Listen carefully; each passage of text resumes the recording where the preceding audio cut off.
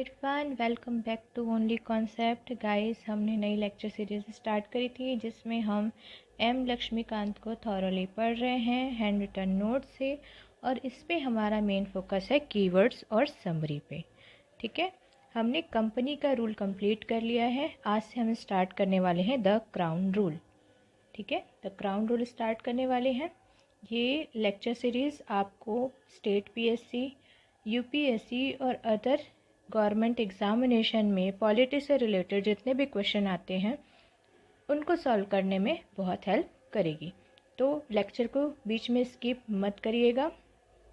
रोज़ 3 से 4 एक्ट जब तक ये टॉपिक चल रहा है मैं आपके कंप्लीट कराते जाऊंगी, और इन एक्ट के सिर्फ जो इम्पॉर्टेंट कॉन्सेप्ट है प्लस जो कीवर्ड्स है प्लस समरी है उसी को हम इसमें इन्वॉल्व कर रहे हैं। तो चलिए स्टार्ट करते हैं आज का लेक्चर। और इन केस अगर आपको इसका पीडीएफ चाहिए तो आप टेलीग्राम चैनल का लिंक दिया हुआ है डिस्क्रिप्शन में, वहाँ पे जा कर के उस ग्रुप को ज्वाइन कर लीजिएगा और एज़ पर रिक्वायरमेंट मैं आपको पीडीएफ प्रोवाइड कर दूँगी। तो चलिए स्टार्ट करते हैं आज का लेक्चर। तो क्राउन रूल की शुरुआत कहाँ से हुई? 1858। इससे पहले हमने पढ़ा था 1854 का चार्टर एक्ट। ठीक है, मैकॉले कमेटी, रिमेंबर? तो आप उसको जितने भी एक्ट मैंने बताए हैं उसको जाकर फिर से रिवाइज कर लीजिए। अब स्टार्ट करते हैं क्राउन रूल। क्राउन रूल के अंतर्गत पहला कानून आया गवर्नमेंट ऑफ इंडिया एक्ट 1858। ठीक है, भारत शासन अधिनियम 1858। और इसी एक्ट को या इसी कानून को कहा जाता था act for the good government of India. Bharat के गुड गवर्नमेंट के लिए जो एक्ट लाया गया वो कौन सा है? Government of India act 1857। अब इसमें हुआ क्या? जो ईस्ट इंडिया कंपनी थी उसको पूरी तरीके से क्या कर दिया गया? एबोलिश कर दिया गया। और सारा का सारा पावर किसके पास चला गया? तो ये चला गया ब्रिटिश क्राउन के पास। ठीक है, तो आपको दो चीज़ें याद करना है। गुड गवर्नमेंट के लिए लाया गया एक्ट कौन सा है? 1858 का गवर्नमेंट ऑफ इंडिया एक्ट। दूसरा, ईस्ट इंडिया कंपनी को पूरी तरीके से एबोलिश कर दिया गया और पूरी पावर कहाँ ट्रांसफ़र हो गई? तो ब्रिटिश क्राउन के पास। मतलब टेरिटरीज का पावर प्लस रिवेन्यू का पावर दोनों किसके पास चले गया? ब्रिटिश ताज के पास चले गया। ठीक है, तो ये चीज़ याद रखना है। अब इसके फीचर्स देखते हैं कि क्या क्या है। अब जैसे मैंने आपको बताया था रेगुलेटिंग एक्ट। रेगुलेटिंग एक्ट में गवर्नर जनरल ऑफ बंगाल 1833 के चार्टर एक्ट में क्या हुआ? वो बन गए गवर्नर जनरल ऑफ इंडिया। अब जो गवर्नर जनरल हैं उनको कहा जाना था वॉइस रॉय। तो फर्स्ट सच वॉइस रॉय कौन थे? तो थे लॉर्ड कैनिंग। याद रहेगा आपको। 1858 में गवर्नर जनरल, अब कौन हो गए? वॉइस रॉय हो गए। पहले कौन है? तो लॉर्ड कैनिंग। इसी के साथ में डबल गवर्नमेंट का जो कॉन्सेप्ट था उसको एबोलिश कर दिया गया। अब आपको फिर से रेगुलेटिंग एक्ट याद आ रहा होगा। रेगुलेटिंग एक्ट की जो भी कमियां थी उसको दूर करने के लिए क्या लाया गया था? Pitt's India act. इस पिट्स इंडिया एक्ट में एक काम किया गया था कि कोर्ट ऑफ डायरेक्टर्स तो ऑलरेडी होते थे, बोर्ड ऑफ कंट्रोलर ला लिया गया पॉलिटिकल अफेयर्स को हैंडल करने के लिए। अब ये board of controller plus court of director का कॉन्सेप्ट खत्म हो जाता है 1858 के गवर्नमेंट ऑफ इंडिया एक्ट में। आई होप आप ऐसे रिलेट करके पढ़ पा रहे होंगे। अगर आपको अभी समझने में दिक्कत आ रही है तो प्रीवियस 2 लेक्चर आप देख सकते हैं। आप 100% इससे रिलेट कर पाएंगे कि मैं क्या आपको बताना चाह रही हूँ। ठीक है, क्योंकि जब आप एक दूसरे से रिलेट करके पढ़ेंगे एक एक्ट को दूसरे एक्ट से, तो आपको चीज़ें याद रहने की पॉसिबिलिटी बढ़ जाती है। ठीक है, तो बोर्ड ऑफ कंट्रोलर्स और कोर्ट ऑफ डायरेक्टर्स, ठीक है, इसके कॉन्सेप्ट में बदलाव आता है। 1858 में पूरी तरीके से डबल गवर्नमेंट को ख़त्म कर दिया गया। अब एक नया ऑफिस बनाया गया जिसको कहा जाता था secretary of state for India. ठीक है, और इनके अंदर पूरी अथॉरिटी आ जाती है पूरे भारत के प्रशासन की या एडमिनिस्ट्रेटर। समझ में आ रहा है आपको क्या क्या हो रहा है? पहला, वॉइस रॉय बनाए गए। ठीक है, जो गवर्नर जनरल होते थे उनकी जगह कौन है? Viceroy. First such viceroy कौन? Lord Canning. डबल गवर्नमेंट को ख़त्म कर दिया गया, board of control court of director का कॉन्सेप्ट चला गया, साथ में एक नया ऑफिस बनाया गया। क्योंकि भाई अगर board of controllers court of directors को आप हटा रहे हो तो एडमिनिस्ट्रेशन की देख रेख, ठीक है, एक चेकाई बनाने के लिए कुछ तो रखना पड़ेगा। इसलिए कॉन्सेप्ट क्या आया आपके पास? Secretary of state. सारा एडमिनिस्ट्रेशन की देख रेख कौन करेगा? Secretary of state.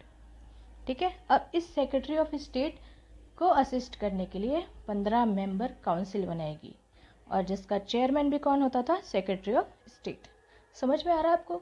जैसे भी हम कोई ग्रुप बनाएंगे उस ग्रुप के सारे मेंबर्स होंगे और उस मेंबर्स का एक हेड होगा। तो उसी तरह से समझ लीजिए, एक तो सेक्रेटरी ऑफ स्टेट की पोस्ट बनी, उनका काम क्या था? इंडियन एडमिनिस्ट्रेशन को देखना। अब उनको असिस्ट करने के लिए कुछ लोग चाहिए थे, तो वो क्या बनाए? 15 मेंबर की काउंसिल बनाई जिसका हेड भी सेक्रेटरी ऑफ स्टेट को बना दिया गया। आई होप आपको ये सब समझ में आ रहा है। चलिए देखते हैं नेक्स्ट। अब ये एक्ट पूरी तरीके से इसलिए लाया गया था कि एडमिनिस्ट्रेटिव मशीनरी है उसको इम्प्रूव किया जाए। ठीक है, तो इसके लिए क्या किया गया? इंडियन गवर्नमेंट को सुपरवाइज किया गया और कंट्रोल किया जाता था इंग्लैंड में। ठीक है, इंडियन गवर्नमेंट को सुपरवाइज किया जाता था और कंट्रोल किया जाता था इंग्लैंड में। तो समझ में आ रहा है आपको इतना कॉन्सेप्ट? तो ये हो गया हमारा government of India act under the crown rule in 1858। चलिए देखते हैं नेक्स्ट।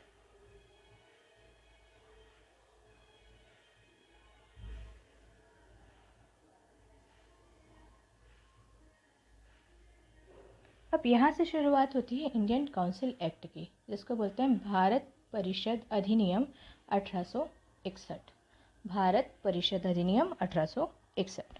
ठीक है, अब हमारी इंडिया की कॉन्स्टिट्यूशनल और पॉलिटिकल हिस्ट्री में ये सबसे महत्वपूर्ण लैंडमार्क की तरह देखा जाता है।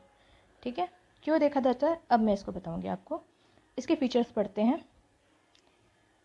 अब इंडियंस को लॉ मेकिंग प्रोसेस में इन्वॉल्व किया जाने लग गया था। ठीक है, तो आपको अगर पूछेगा कब इंडियंस लॉ मेकिंग प्रोसीजर में भाग लेने लगे, तो भारत शासन अधिनियम 1861 या इंडियन काउंसिल एक्ट 1861, ये आपको याद रखना है। अब ये हुआ कैसे? वॉइस रॉय कुछ लोगों को, सम इंडियंस को नॉमिनेट करते थे as non official members of his expanded council. अपने काउंसिल में कुछ लोगों को नॉमिनेट करना। ठीक है, और वो कौन थे? वो इंडियंस थे। इस तरीके से इंडियंस का लॉ मेकिंग प्रोसेस में इन्वॉल्वमेंट होना शुरू हो जाता है। इसलिए इसको बोलते हैं कि इम्पॉर्टेंट लैंडमार्क है ये constitution political history of India. दूसरी चीज़ देखते हैं, डिसेंट्रलाइजेशन की शुरुआत। अब हमने देखा था मैकॉले कमेटी। ठीक है, मैकॉले कमेटी देखी थी, और उससे पहले हमने ये देखा था कि लेजिस्लेटिव पावर्स बॉम्बे और मद्रास के जो गवर्नर्स थे उनसे ले लिए गए थे, तो उनको वापस से लेजिस्लेटिव पावर्स दे देना कि भाई आप कानून बना सकते हैं, है ना। इसको बोलते हैं डिसेंट्रलाइजेशन। तो अगर आपसे क्वेश्चन पूछा जाए, क्वेश्चन एग्जामिनेशन में ये क्वेश्चन आए कि भाई डिसेंट्रलाइजेशन की शुरुआत कहाँ होती है हिस्ट्री में, तो आपको याद रखना है भारत परिषद अधिनियम 1861 या 1861। डिसेंट्रलाइजेशन की शुरुआत कैसे हुई? जो गवर्नर ऑफ बंगाल और मद्रास से लेजिस्लेटिव पावर्स ले लिए गए थे उनको वापस दे दिया गया भारत परिषद अधिनियम 1861 में।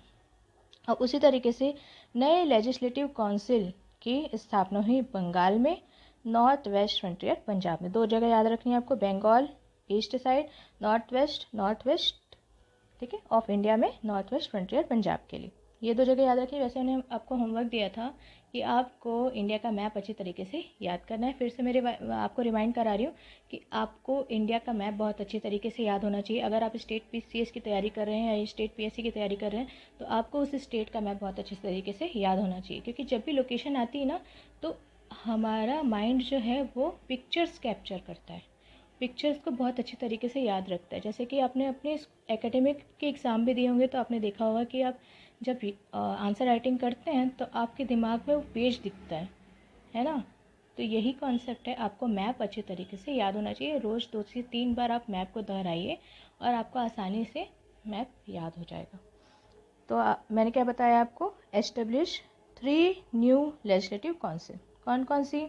बंगाल ईस्ट में, north west frontier north west of India and then Punjab. ये 3 जगह पे लेजिस्लेटिव काउंसिल्स की स्थापना हो गई।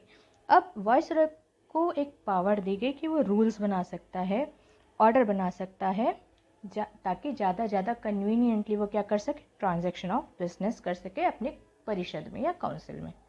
तो ये आपको याद रखना है। साथ ही साथ वाइसरॉय को पावर दी गई कि भाई ऑर्डिनेंस जारी कर सकते, जैसे कि ऑर्डिनेंस आपने गवर्नर के केस में सुना होगा इस कॉन्सेप्ट को, और as well as the president of India के केस में भी आपने ऑर्डिनेंसेस की बात सुनी होगी, है ना। अध्यादेश बोलते हैं इसको हिंदी में। तो अध्यादेश जारी करने का जो अधिकार है वॉइस रॉय को, या ये जो प्रावधान है कहाँ से मिला हमको, तो भारत परिषद अधिनियम 1861। इतनी बातें आपको याद रखनी है। आई होप आपको ये चीज़ें समझ में आएगी।